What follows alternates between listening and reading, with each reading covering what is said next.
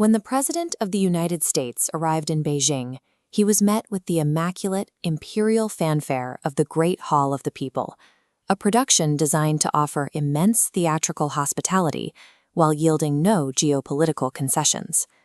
For over a decade, the Thucydides trap has dominated geopolitical theory. It's the idea that a rising power and a status quo hegemonon are historically destined to collide in a catastrophic military conflict. But the actual policies moving through Washington and Beijing suggest both sides are looking for a way to avoid that collision. Instead of preparing for total kinetic war, they are engineering a systematic, pragmatic divorce. We are witnessing the Great Partition, a deliberate restructuring that divides the global economy into two non-overlapping ecosystems.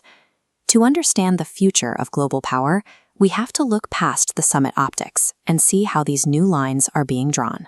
The American strategy focuses on insulating critical vulnerabilities, specifically the silicon shield that ties U.S. security interests to Taiwan's semiconductor industry.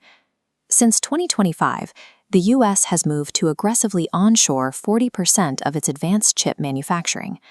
The stated goal is to remove the risk of relying on a supply chain located just 80 miles from the Chinese mainland. This creates a deep trust deficit in Taipei. If Taiwan is no longer the world's sole source of front-end chips, it fears the primary economic incentive for U.S. military protection will disappear.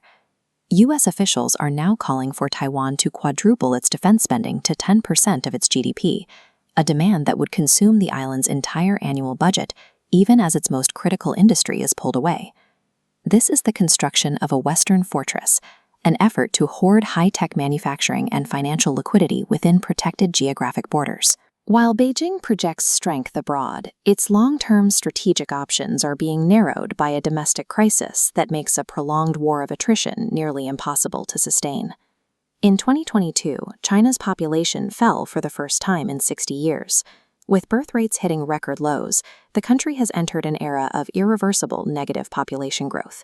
Plotting the data, we see the birth rate crossing the rising burden of elderly dependency. Decades of the one-child policy mean fewer workers, a structural labor shortage that state subsidies cannot solve. With its working-age population set to contract, China faces a closing window of opportunity. It must secure its status as a global power now, before its domestic manufacturing base reaches a breaking point. To counter Western containment and manage its own fragility, China is rapidly constructing a parallel global architecture. This begins with the financial tethering of the East, seen in the deepening partnership with Russia and a coordinated move to bypass the US dollar. Over 90% of Sino-Russian trade now settles in yuan or rubles, creating a loop insulated from Western sanctions. Through the greater BRICS bloc, China leverages its role as a Middle East mediator to plug more economies into this alternative settlement system. This architecture extends to technology. Chinese firms are releasing open-source AI models to offer the Global South an alternative to Silicon Valley's closed systems. By building a backup internet, economy, and diplomatic order, China is attempting to make itself immune to Western dominance.